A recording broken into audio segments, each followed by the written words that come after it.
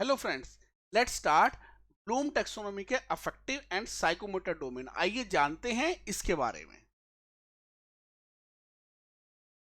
The three domain of learning, जैसा कि मैंने आपको बताया है कि ब्लूम के अंदर जो है the committee identified the three domain of educational objective of learning. जैसा कि ब्लूम के थ्रू है तीन तरीके के डोमेन होते हैं लर्निंग के अंदर, कॉग्निटिव, अफेक्टिव एंड साइकोमोटर। यहाँ पे हम अफेक्टिव और साइकोमोटर के बारे में जानेंगे। अफेक्टिव यानी कि भावात्मक संकल्पना। Affective domain is concern with feelings, आपके भाव से संबंधित है। It means how much a positive a child feel while doing some work. बच्चे को कैसा लग रहा है जब वो सीख रहा है, कोई कॉन्सेप्ट समझ रहा है उसको, हाउ ही इज फीलिंग, वो मोटिवेटेड है नहीं है, क्वेश्चन पूछ रहा नहीं रहा, क्वेश्चन नहीं पूछ रहा है। तो यह सब आपके भावात्मक पक्ष के अंतर्गत आता है। नेक्स्ट इज साइकोमोटर, जिसे कोनेटिव बोलते हैं, जिसे हिंदी में क्रियात्मक बोलते हैं। It implies doing various activities, यानी कि यह करने में बिलीव करता है, यानी कि लर्निंग बाय डूइंग वाला। डूइंग करना, अपने आप खुद पजल्स को सॉल्व करना, क्वेश्चन को सॉल्व करना और उसको उसका एक पार्टिकुलर आंसर निकालना। आइए सबसे पहले अफेक्टिव डोमेन के बारे में डिटेल में पढ़ ले। Affective domain has 5 parts. Receiving और अटेंडिंग, आग्रहण करना, जैसे कि आप देख पा रहे हैं, सबसे पहले रिसीविंग, फिर रेस्पॉन्ड, फिर valuing, organising and internalising values. तो यह एक तरीके से 5 पार्ट में दिखाया गया है। तो सबसे पहले हम बात करेंगे रिसीविंग की, यानी किसी भी चीज को रिसीव करना, ग्रहण करना। It means to motivate students to develop their interest in education.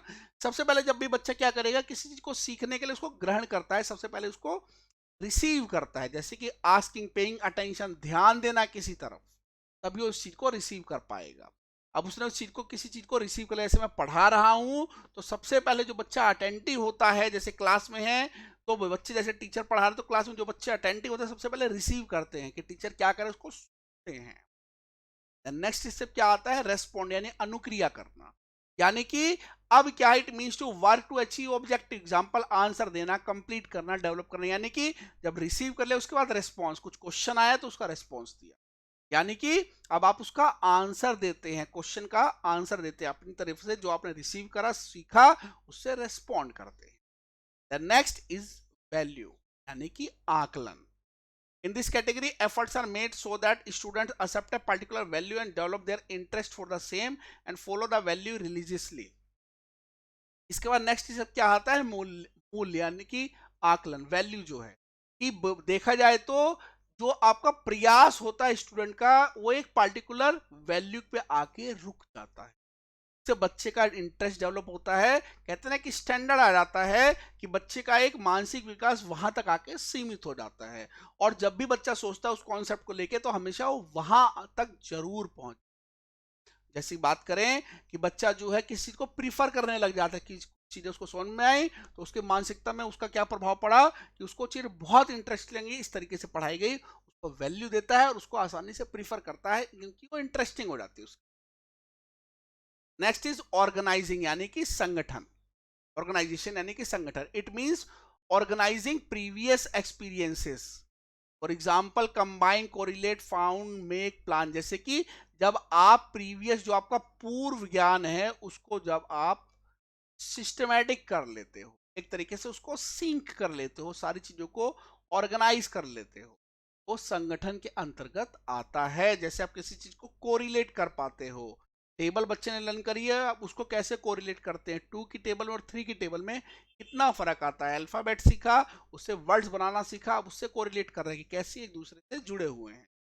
Then last but not least, characterisation by value और वैल्यू कॉम्प्लेक्स, मूल्यों का चरित्रीकरण या विशेषीकरण। In this category efforts are undertaken to provide a special identity to a student's character and his value system by maintaining a coordination between students personal as well as social value.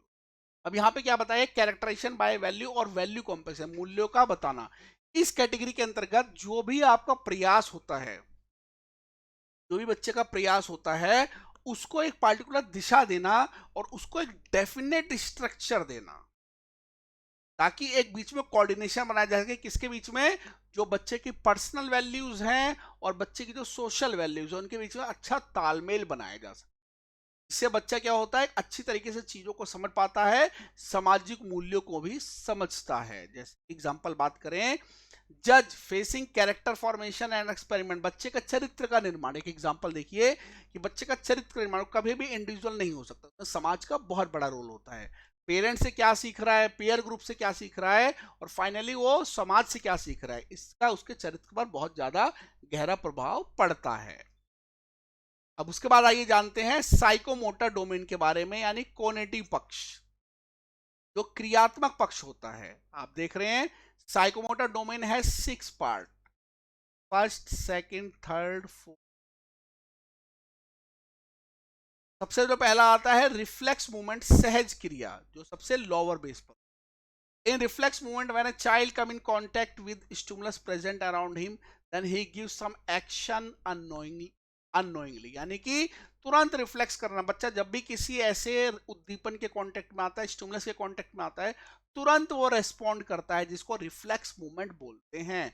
हम जाने अनजाने करते हैं, जैसे हमें कुछ भी खाने की खुशबू आई, तुरंत रेस्पॉन्ड होता है, वाह भाई कुछ खाने के लिए बन रहा है, this is called reflex movement. Basic fundamental movement, आधारभूत अंग संचालन, जैसे कि जो बेसिक जो मूवमेंट वाली चीजें, जैसे चलना, भागना, दौड़ना, कूदना, ये बेसिक मूवमेंट्स होते हैं। देन फिजिकल एबिलिटी के बाद शारीरिक योग्यता, it means to increase the physical ability for doing the body movements. Example start, bend, rectify, stop, यानी कि आपकी शारीरिक योग्यता कितनी है। शारीरिक योग्यता की बात करें, आप कितना भाग सकते हैं, क्या स्पीड है आपकी।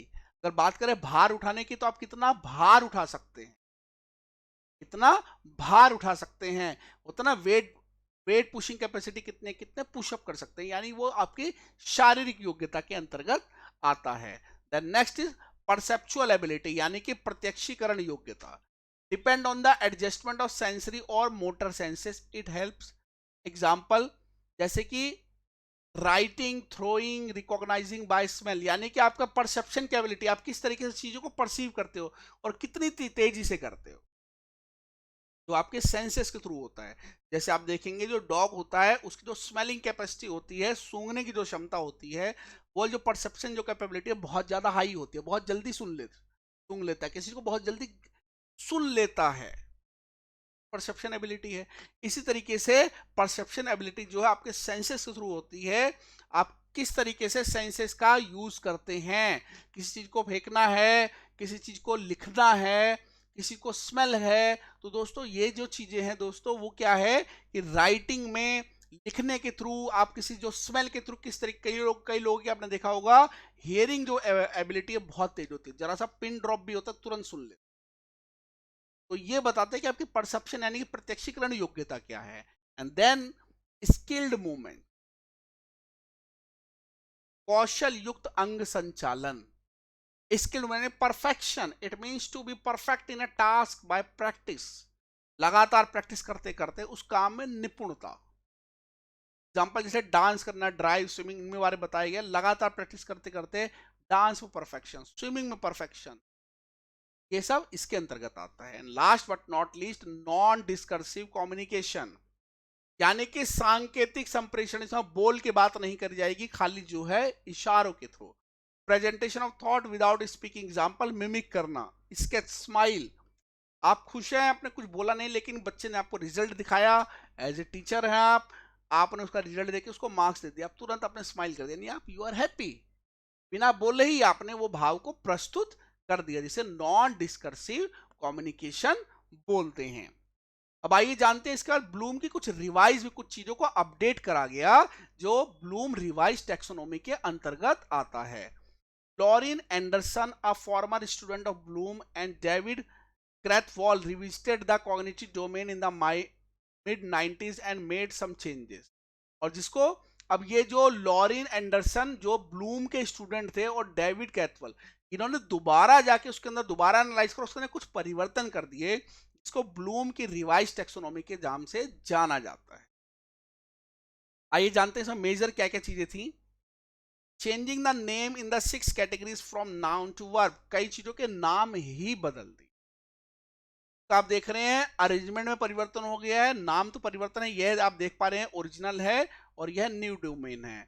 ओरिजिनल में जैसे इवेल्युएशन है, सिंथेसिस है, एनालिसिस है, एप्लीकेशन है, कॉम्प्रिहेंशन है, नॉलेज, लेकिन यहाँ पे इनके नाम में भी परिवर्तन है और इनके ऑर्डर में भी परिवर्तन है।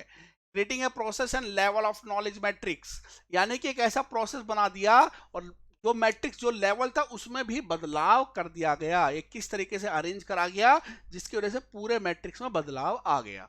ये चार्ट इसी चीज को दर्शाता है। यानी आप देख रहे हैं नाम में तो परिवर्तन है ही है, साथ साथ जैसे इवेल्युएशन का एस्पेक्ट यहाँ पे सेकंड लेवल पे आ गया है एंड सिंथेसिस को बदल के क्रिएटिंग कर दिया गया है, तो वो टॉप लेवल पे, यानी कि नाम के साथ साथ उनके ऑर्डर में भी परिवर्तन कर दिया गया, जो ब्लूम की रिवाइज टैक्सोनॉमी की सबसे बड़ी खासियत। Thank you.